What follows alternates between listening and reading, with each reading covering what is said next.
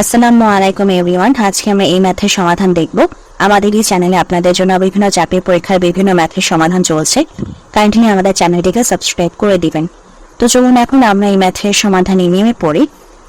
কি বলছে, বার্ষিক 4.5% লাভে কত টাকা বিনিয়োগ করলে, অর্থাৎ আসলটা জানি না, আসল কত টাকা বিনিয়োগ করলে 4 বছরে তা 826 টাকা হবে। তো 826 টাকা যেটা হবে সেটা হচ্ছে সুদ আসল, তাই না? কারণ আমাদের সুদ আর আসল মিলেই হচ্ছে গিয়ে আমাদের লাস্ট অ্যামাউন্টটা হয়। সেটাই বলছে 4 বছরে তা 826 টাকা হবে। তো 826 টাকা যেটা সেটা হচ্ছে সুদ আসল। তো এখন আমাদের যদি সিস্টেম মানে ম্যাথের সিস্টেমে যদি এটা থাকতো যে আমাদের আসল দেওয়া আছে, তাহলে আমরা খুব সুন্দরভাবে কিন্তু আমাদের মুনাফাটা আমরা বের করে ফেলতে পারতাম। বাট এখানে যেহেতু আমাদের আসলও বলে নাই, সুদও বলে নাই, তো এখন আমাদের কিভাবে ম্যাথটি করতে হবে সেটা এখন আমি আপনাদেরকে দেখাচ্ছি। তো আমরা ফার্স্ট রিটেনটা দেখবো, তারপর আমি আপনাদেরকে এমসিকিউটা দেখিয়ে দিচ্ছি কিভাবে কি করবে। তো রিটেনের বেলা যেটা করতে হবে যে এই যে আমার 4.5% লাভ, এটা কিসের উপরে? 100 টাকার 1 বছরে আমার সুদ হচ্ছে 4.5 টাকা। তো 100 টাকার 1 বছরের সুদ 4.5 টাকা, তাই না? বার্ষিক 4.5% মানে কি? বার্ষিক মানে কি? 1 বছর, আর পার্সেন্টেজ মানে হচ্ছে 100। তো 100 টাকার উপরে 1 বছরের সুদ হচ্ছে 4.5 টাকা। তো আমার যে টাকাটা বিনিয়োগ যে চলেছে সেটা কয় বছর চলছে? তার মানে 4 বছর চলছে। তো 4 বছরটা যদি ফাইন্ড আউট করতে চাই যে 100 টাকার 4 বছরের সুদ, তাহলে আমাদের কত? 4 × 4.5 টাকা। তো সেটা হয় হচ্ছে আমাদের 18 টাকা। আচ্ছা, তো এখন দেখেন 100 টাকার 1 বছরের সুদ যদি আমার 4.5 হয় এবং ওই 100 টাকারই 4 বছরের সুদ যদি 18 টাকা হয়, তাহলে আমরা বলতে পারি না যে আমাদের তাহলে সুদ আসল? হ্যাঁ, সুদ আসল হচ্ছে আমাদের কত? 100 যোগ 18 টাকা, তার মানে হচ্ছে 118 টাকা। কারণ এখানে আমাদের আসল কত? এখানে আসল হচ্ছে আমাদের 100 টাকা, আর সুদ পেলাম হচ্ছে আমরা 18 টাকা। তো আমরা সুদ আসল বলতে পারি না 100 যোগ 18 118 টাকা, ঠিক আছে? তো এখন হচ্ছে গিয়ে আমাদের সুদ আসল যদি 118 টাকা হয়, বললে সুদ আসল 118 টাকা হলে আমাদের আসল কত? আমাদের বের করতে হবে, আসল বের করতে হবে। সেই জন্য এই সাইডে আসলকে রাখলাম। আমাদের সুদ আসল যদি 118 টাকা হয়, আসল কত? আসল 100 টাকা, কারণ 118 টাকার মধ্যে আমাদের আসল কত? এই যে 100 টাকা। সো আসল হচ্ছে আমাদের 100 টাকা।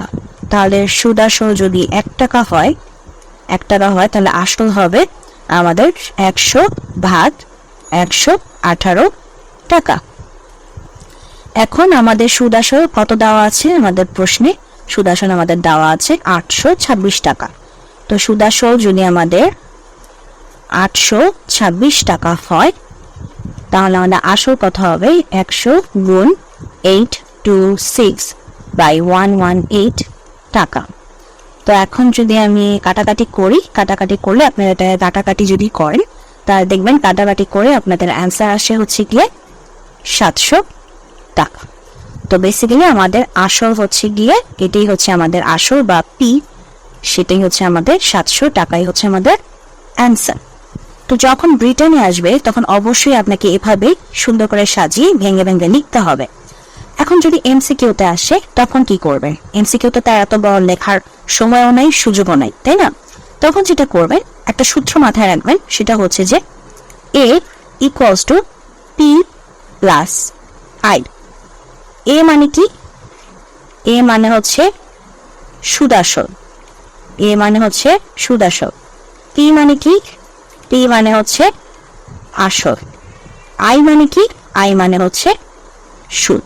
তো সুদ যোগ আসল মিলে সুদ আসল হয়। এই যে আসল যোগ সুদ মিলে কি হয়? সুদ আসল। তো এটা হচ্ছে আমাদের সূত্র। তো এরপর আমরা কি করব? ওই যে এর মান কত, আমাদের সুদ আসলের মান কত দেওয়া ছিল? এই যে 826 টাকা। তো এই জায়গায় এর জায়গায় আমরা 826 বসাবো। পি তো আমরা জানি না, তাই পি থাকলো। আর আই এর বদলে কি লেখা যায়? আই এর একটা সূত্র আমরা জানি না, I = P/R। তো এটাই লিখবো P/R।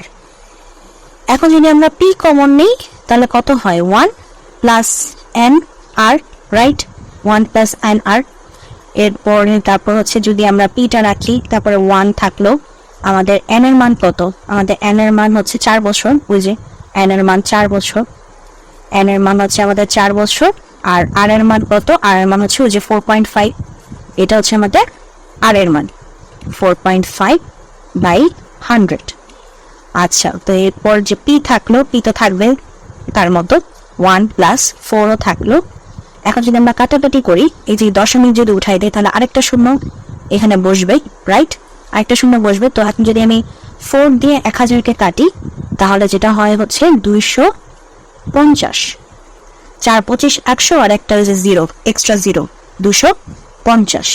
তো এখন যদি আবার 45 এবং 250-কে 5 দিয়ে কাটি তাহলে আমাদের 250-কে 5 দিয়ে ভাগ করলে হয় হচ্ছে আমাদের 50, আর এটা হয় 5 9 45। তাহলে আমাদের বেসিক্যালি এখানে যেটা থাকে সেটা হচ্ছে 9/50, 9/50। তো এখন আমরা যদি লসাগু করি তাহলে হয় হচ্ছে গিয়ে 50 প্লাস 9 অর্থাৎ 59, তাই না? 50 প্লাস 9 কি হয়? 59।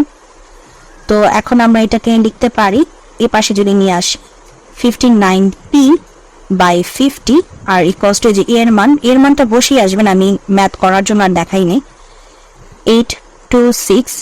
তো এখন যদি আমরা 59p কে দিয়ে রাখি তাহলে কত হয়? 826 ইন্টু 50।